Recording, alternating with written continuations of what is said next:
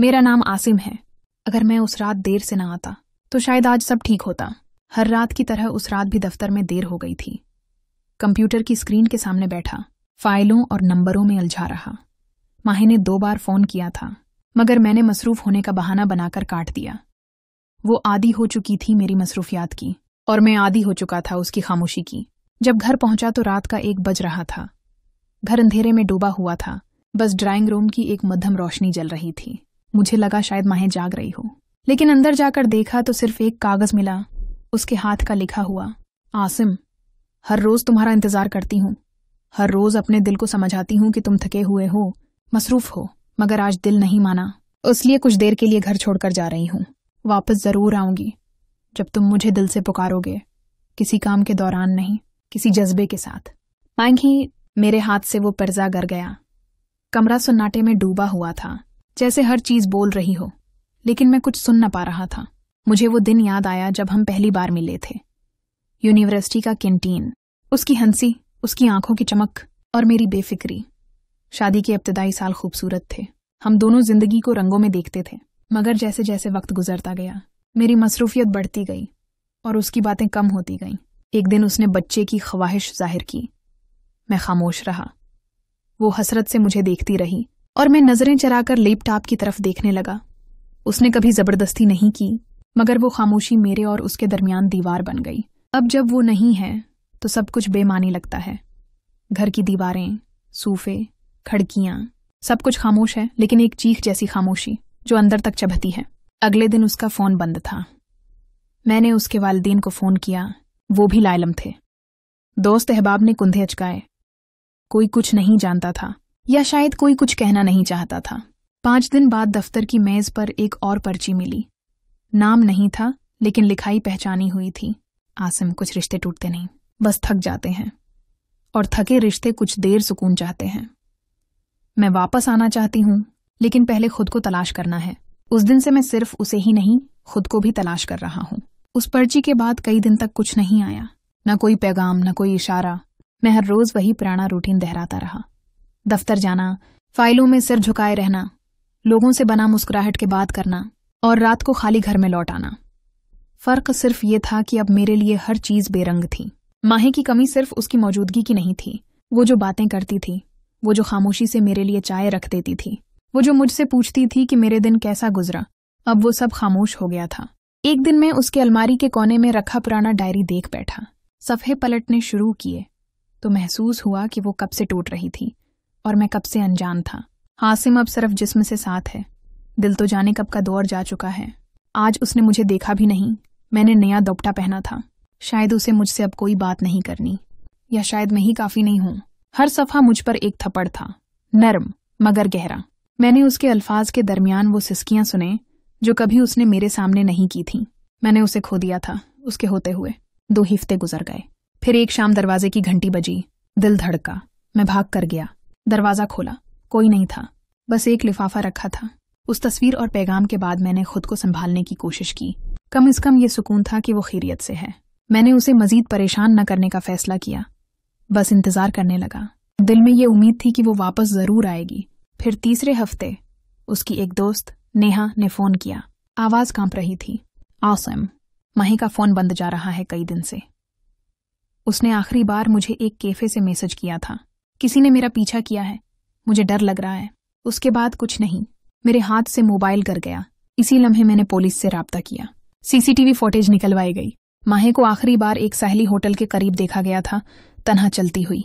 उसके बाद एक सियाह कार उसके पीछे रुकी और फिर वीडियो कट हो गई। मेरे अंदर कहराम मच गया। वो जो खुद को ढूंढने निकली थी, खुद किसी और की कैद में चली गई। अगले दिन एक अनजान नंबर से कॉल आई। बस एक जुमला सुनाई दिया, माही को वापस चाहिए तो खामोशी अख्तियार करो, वरना उसे कभी देख ना पाओगे। फिर लाइन कट गई। मेरे हाथ पसीने में डूब गए। माही हमेशा सादा जिंदगी जीती रही, मगर मैं जानता था कि उसके वालिदैन बहुत असर व रसूख वाले और दौलतमंद लोग थे। उसे दिखावा पसंद नहीं था। मैंने फौरन उसके वालिद फवाद साहब से राब्ता किया। वो जैसे तीसे खामोशी से कराची पहुंचे। उनका चेहरा जर्द था, हाथ कांप रहे थे। आसिम, हमें भी कल रात वही कॉल आई है। 50 करोड़ रुपए मांगे गए हैं और खबरदार किया गया है कि पुलिस शामिल की तो माही का कोई नाम व निशान नहीं मिलेगा। हम सबकी सांसें रुक गईं। फवाद साहब ने अपनी सिक्योरिटी टीम मुतहर्रिक कर दी, फ़ोन कॉल्स को ट्रेस करने, बैनक अकाउंट्स पर नज़र रखने और माही की लोकेशन निकालने की कोशिश शुरू हो गई। अगवकारों ने अगले दिन वीडियो भेजी। माही अंधेरे कमरे में बैठी थी, आंखों में खौफ, चेहरा थका हुआ, आवाज लरजती हुई। बाबा आसम, मैं ठीक हूं, मगर ये लोग संजीदा हैं। जो कह रहे हैं वो कर दो, वरना वो कुछ भी कर सकते हैं। वीडियो देखकर फवाद साहब की आंखों से आंसू निकल आए और मेरे दिल में एक आग सी लग गई। हमने पैसे जमा करने का फैसला कर लिया, मगर साथ साथ खामोशी से तलाश भी जारी रखी। मैं खुद भी मैदान में निकल पड़ा।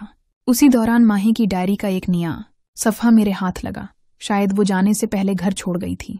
अगर कुछ हो जाए और मैं वापस ना आ सकूं तो आसिम को कहना।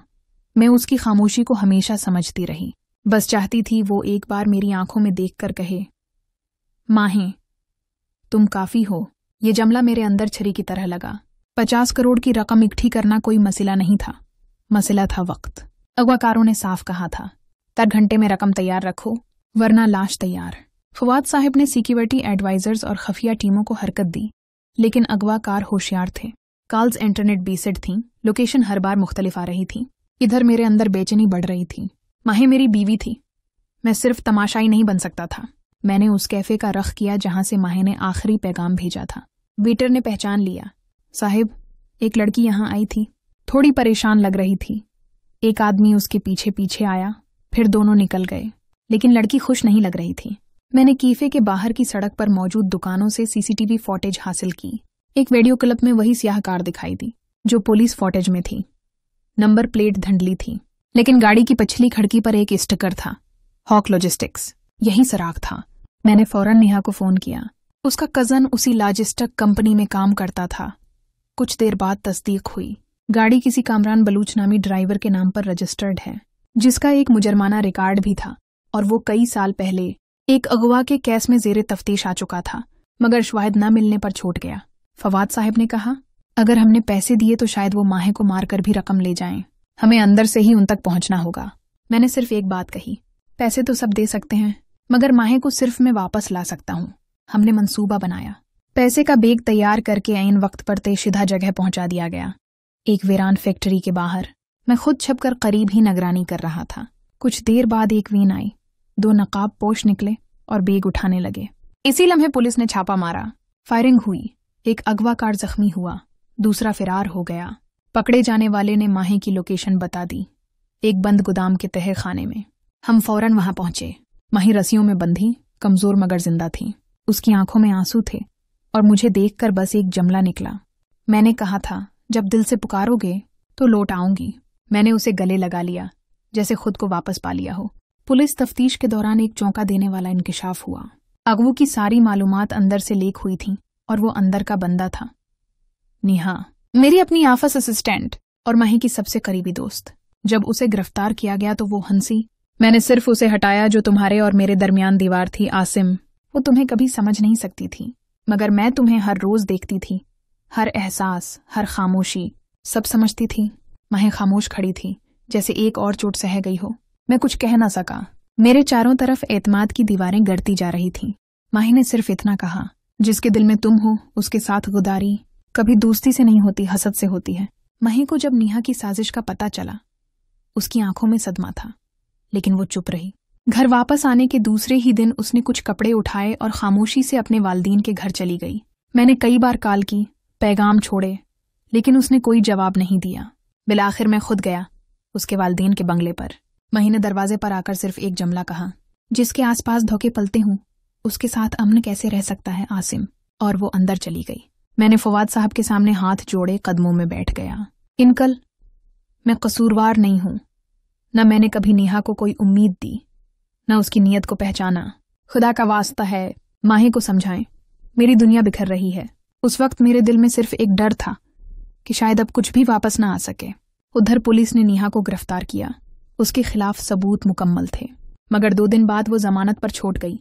वो वापस मेरे दफ्तर आई, सरापा बेशर्मी, आंखों में पछतावे की बजाय जिद। आसिम, माही जा चुकी है, अब हम दोनों के दरमियान कोई नहीं। मैं तुम्हें सब कुछ दे सकती हूँ, बस एक मौके दो, मुझसे शादी कर लो। मैंने गुस्से से दरवाजा दिखाया, निकल जा, वरना मैं खुद तुझे दोबारा जेल पहुंचाऊंगा। उसी दिन शाम को एक पैगाम आया, फवाद साहब की तरफ से। अस्पताल आ जाओ, माही की तबीयत ठीक नहीं।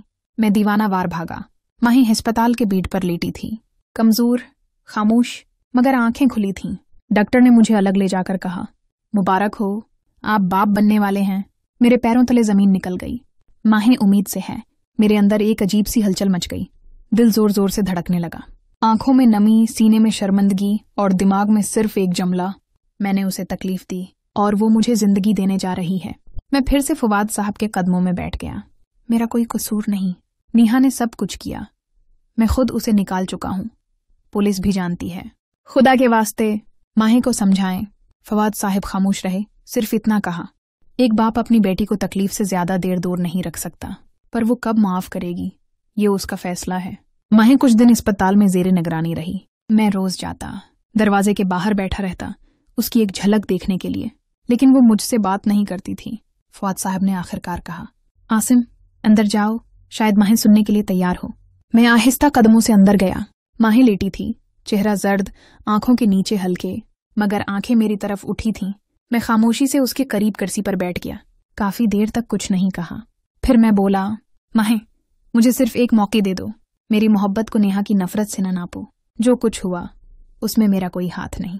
मैंने तुमसे मोहब्बत की है और आज भी वही करता हूँ। माही की आंखों में आंसू आ गए। वो कुछ बोली नहीं, बस मीना मोड़ लिया। लेकिन खामोशी कभी कभी नफरत नहीं होती, बर्दाश्त होती है। मैं रोज अस्पताल आता, उसके साथ बैठता, उसके लिए फल लाता, दवाइयां याद दिलाता और खामोशी से चला जाता। इधर नेहा की कहानी अभी खत्म नहीं हुई थी। एक दिन उसने अस्पताल के बाहर मुझे रोक कर कहा, तुम अगर मेरी मोहब्बत ठुकरा सकते हो तो मैं तुम्हारी खुशी भी तोड़ सकती हूँ।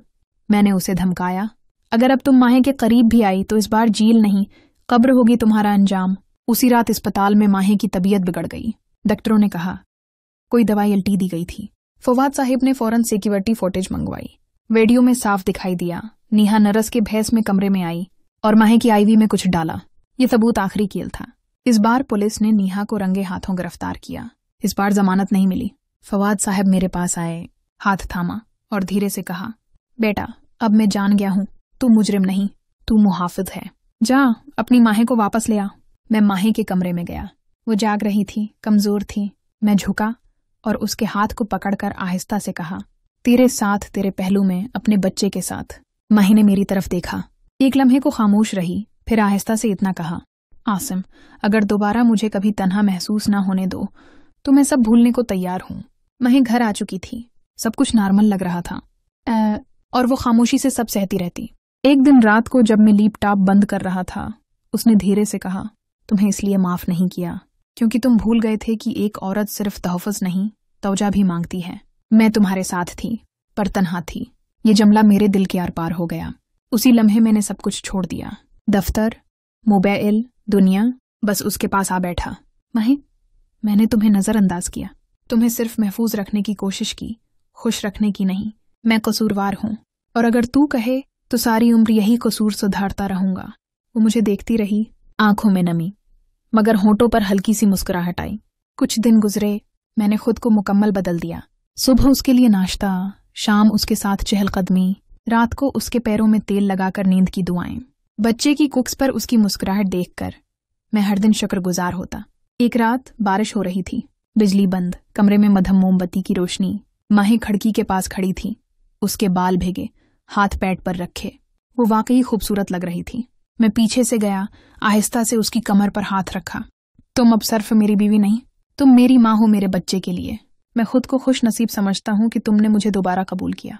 वो मेरी तरफ पलटी और पहली बार गले लगकर बोली, आसिम मोहब्बत कभी खत्म नहीं होती, बस कभी कभी वो रूठ जाती है। तुमने उसे मना लिया है, अब हम दोनों नहीं 3 होंगे।